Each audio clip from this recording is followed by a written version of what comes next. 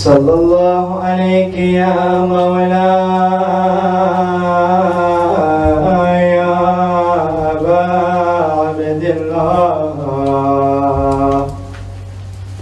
صلى الله عليك يا ابن رسول الله روحي وجسمي وأرواح العالمين لك الفداء يا غريب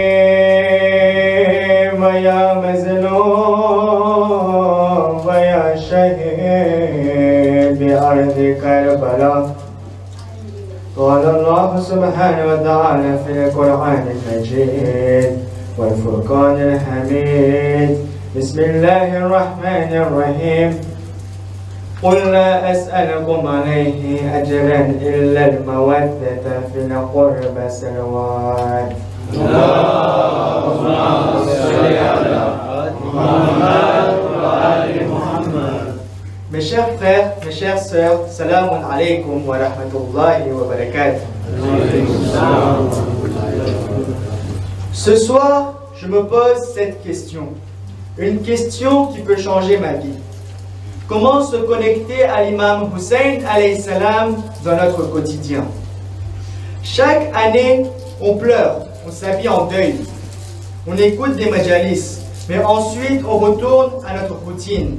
Et parfois cette lumière s'éteint petit à petit. L'imam ne doit pas être qu'un souvenir, mais une mission, une flamme, un miroir. Aimer l'imam Hussein alayhi salam, c'est facile à dire. Mais suivre ses pas, c'est une autre chose. Dans mon majalis de hier, je vous ai dit les 2 points pour prouver l'amour à notre imam. Pensez à lui dans mon quotidien et pleurez pour lui. Aujourd'hui, je vais vous partager les 2 autres points. Troisièmement, montrons notre amour à imam par nos actions et notre comportement. Gandhi disait « J'ai appris de Hussein comment être opprimé et vaincre. Il s'est inspiré du sacrifice de Karbala pour mener une révolution pacifique mais puissante contre l'empire colonial britannique. » Mes chers frères et mes chères sœurs, savez-vous que Barack Obama a été influencé par Gandhi? Que Martin Luther King, ce défenseur infatigable des droits humains, a lui aussi appris de lui? Que l'Assemblée générale de l'ONU a proclamé le 2 octobre, jour de la naissance de Gandhi, comme journée internationale de la non-violence? Si des hommes aussi grands qu'Obama, Nelson Mandela ou Luther King ont appris de Gandhi, alors de qui Gandhi l'a-t-il appris? C'est là la vraie question. Et la réponse, Gandhi nous l'a donnée lui-même. Il a appris de Abba Abdillah Imam Hussein alayhi salam.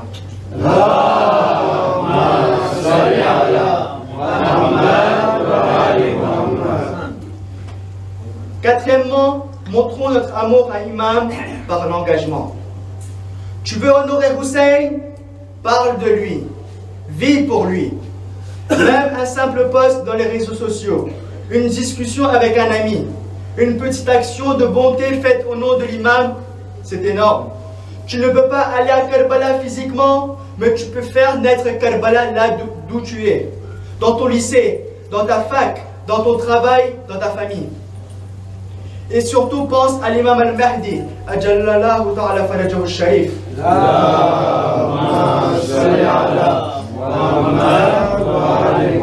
Lui aussi pleure pour Hussein chaque jour. Dans la Ziyarat al-Nahiya, l'imam Mahdi dit: si j'avais été avec toi, oh Hussein, j'aurais donné ma vie pour toi. N'oublie jamais que notre imam est en vie. Juste une petite explication importante. Certains disent que l'imam Hussein alayhi salam est sorti de Medina pour le pouvoir. C'est complètement faux. Imam Hassan et Hussein, qui sont les chefs du paradis, pensez-vous qu'ils ont besoin des richesses de ce monde? Imam Hussein alayhi salam, dont le père est Saki et Kawsar, dont la mère a le pouvoir du Shafa'at, dont le grand-père est la meilleure création d'Allah subhanahu wa ta'ala, pensez-vous qu'ils ont besoin du pouvoir et des richesses de ce monde? Non, mes amis. Nous savons tous qu'après Muawiyah, Yazid est monté au pouvoir. Il se disait un bon musulman, mais il buvait de l'alcool, il était hypocrite, il mentait, il écoutait de la musique. Bref, ce n'était pas quelqu'un de bien. Il voulait que l'imam Hussein alayhi salam fasse bayat avec lui, le serment d'allégeance. Que répond l'imam? Un homme comme moi ne prêtera jamais serment d'allégeance avec un homme comme toi. Ce refus d'imam Hussein alayhi salam n'était pas juste politique, c'était un message éternel. Et ce message, on le fait vivre à travers le Azadari. Qu'est-ce que le Azadari? Tout ce qui est relié à l'imam dans mon quotidien est une réussite sur terre, ne serait-ce qu'un grain de sable. Et pour vous montrer à quel point cette connexion à l'imam peut transformer une vie, laissez-moi vous raconter une histoire vraie. Sachons une chose, mes chers amis. Nos imams ont peut-être quitté ce monde. Ils ont peut-être été assassinés, comme l'imam Hussein alayhi salam tombé en martyr en l'an 61 de l'Hégire. Mais ce qu'ils ont laissé derrière eux, cette lumière, ce souffle, cet héritage est toujours vivant. Leurs effets traversent les siècles. Ils nous atteignent encore aujourd'hui. Ils nous soignent encore aujourd'hui. Et j'aimerais vous raconter une histoire vraie, bouleversante pour que vous voyez comment cette wilaya, cette autorité spirituelle des imams continue d'agir dans nos vies. Ayatollah Bouroujardi, rahmatullahi alayh, l'un des plus grands savants et marejad de l'histoire des chiites, avait pour l'habitude de lire encore et encore. Il lisait tellement, avec tant d'amour pour le savoir, tant d'amour pour le ilm, qu'un jour il développa une terrible douleur aux yeux. Chaque fois qu'il ouvrait un livre, la douleur revenait si intensément qu'il devait refermer le livre aussitôt. Les médecins furent nombreux à essayer de le soigner, dans plusieurs villes, mais tous finirent par baisser les bras. Aucun ne trouva de remède. Mais mes chers frères et mes chères sœurs, nous chiites, nous Cheikh Haïdar et Karrar, nous savons une chose. Quand tout le monde nous abandonne, quand toutes les portes se ferment, il nous reste encore un espoir. Ayatollah Bouroujardi raconte: un jour, après que les médecins aient tous renoncé, mon cœur était rempli de tristesse. Je suis sorti de chez moi à Qom et je me suis assis seul sur un trottoir. En face de moi, il y avait le sanctuaire de Bibi Fatima Massouma et Qom, la dame Massouma et Qom qui priait dans le silence. Je la regardais, le cœur lourd et les yeux douloureux. Et c'est alors qu'un djoulous est passé devant moi. Des pèlerins marchaient, en récitant les élégies et les malaisias de Karbala. Puis un deuxième groupe, puis un troisième groupe. Ils se dirigeaient tous vers le sanctuaire de Bibi Massouma et Qom. Je les regardais défiler l'un après l'autre. Et puis, je ne sais pas qu'est-ce qui m'a pris. Quand le dernier groupe est passé, j'ai eu un élan, j'ai eu une intuition, j'ai eu un réflexe. Je me suis levé, je marchais vers l'endroit où les Avar et Hussein ont posé leurs pieds sur la terre bénie. Où ils ont marché. J'ai pris un peu de cette terre bénie, cette poussière qui venait de porter par les pas des Avar. Je les ai appliqués à mes yeux. Et écoutez maintenant la suite. À l'instant où j'ai mis cette terre sur mes yeux et que j'ai repris la lecture, plus jamais la douleur n'est revenue. Depuis ce jour jusqu'à aujourd'hui, mes yeux n'ont plus jamais souffert. Voilà, mes chers amis, ce qu'est la différence entre une autorité temporaire et la wilaya éternelle de nos imams. Une autorité divine qui dépasse le temps, les frontières et les lois de la médecine. Une lumière qui, 1000 ans après, continue d'agir, de consoler, de guérir. Et si cette lumière peut guérir des cœurs, elle peut aussi former des héros. Comme Hazrat Abbas, alayhi salam. Prenons l'exemple d'Hazrat Abbas aujourd'hui. Qui était Abbas? On l'appelle Qamar Bani Hashim, la lune des Bani Hashim. Il luttait comme Imam Ali alayhi salam. Sa mère, Bibi Ummul Banin, l'avait éduqué pour Karbala. Elle l'a toujours gardé inférieur aux enfants de Bibi Fatima Zahra alayhi salam. Tout est dans l'éducation. Mes chers frères, mes chères sœurs, permettez-moi de vous rappeler aujourd'hui un aspect souvent mentionné, mais peut-être pas assez médité. Le courage légendaire de Hazrat Abbas alayhi salam.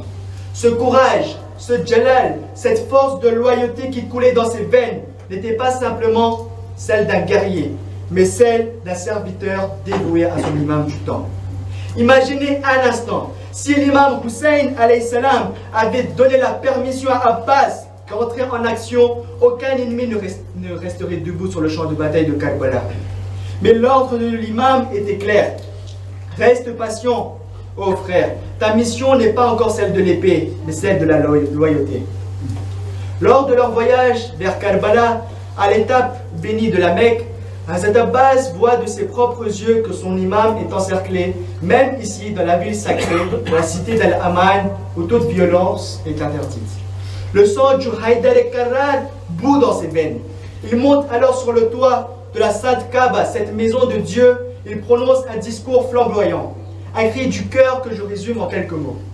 Il a dit: vous avez oublié qui est Hussein? Vous voulez lever l'épée contre le petit frère du prophète Mohammed? Savez-vous qui est né dans cette maison? C'est le père de Hussein, Ali ibn Abi Talib. Si cette Kaaba pouvait parler, si elle avait l'autorisation divine, elle se leverait elle-même de ses fondations, elle ferait le tawaf de Hussein ibn Ali. Et moi, si seulement mon imam me l'ordonnait, je descendrais comme un aigle fondant sur ses proies et aucun d'entre vous ne survivrait à ma colère. Mes chers frères et sœurs, voilà qui était Abbas. Lorsque l'imam Ali alayhi salam sentit que sa fin approchait, il appela ses deux fils, l'imam Hussein alayhi salam et Hazrat Abbas alayhi salam. D'une voix lourde de sagesse et de douleur, il se tourna vers Hazrat Abbas et lui dit: ô Abbas, mon fils, tu suivras ton frère Hussein alayhi salam. Tu lui offriras ta vie, tu seras son bouclier et son épée. Ô Abbas, tant que tu es en vie, les larmes de Imam Hussein ne doivent pas couler sur ses joues. Tant que tu es en vie, son corps ne doit pas être blessé. Ô Abbas, tu offriras ta vie de ma part sur la terre de Karbala. Et puis arriva ce jour, le jour de l'Ashura. Un à un, les compagnons sacrifièrent leur vie pour l'islam, pour l'imam, pour la justice. Hazrat Abbas alayhi salam s'avança à son tour. Il se plaça devant l'imam Hussein alayhi salam et lui dit: ô Abba Abdillah, donnez-moi la permission d'aller mourir sur le champ de Karbala. Mais l'imam répondit, les larmes aux yeux: Abbas, tu es le commandant de mon armée. Alors Abbas tourna la tête à gauche, puis à droite, et répondit: Ya Abba Abdillah, de quelle armée parlez-vous? Il n'y a plus personne, Ya Abba Abdillah. Et là, Hazrat Abbas a entendu les cris de la petite Sakina. Elle était en train de dire: Al-Atash, Al-Atash, Al-Atash. Abbas a couru vers elle, il s'agenouilla, caressa sa tête et dit: oh Sakina, ma princesse, donne-moi ta gourde et je te ramènerai de l'eau, je te le promets. Puis il retourna vers l'imam Hussein alayhi salam: Ya Abba Abdillah, si vous ne me donnez pas la permission de me battre, alors au moins laissez-moi aller chercher de l'eau pour Janab et Sakina. Azadalo, l'imam le cœur brisé, lui donna la permission. Et Hazrat Abbas alayhi salam partit vers le champ de bataille. Inna lillahi wa inna ilayhi raji'un.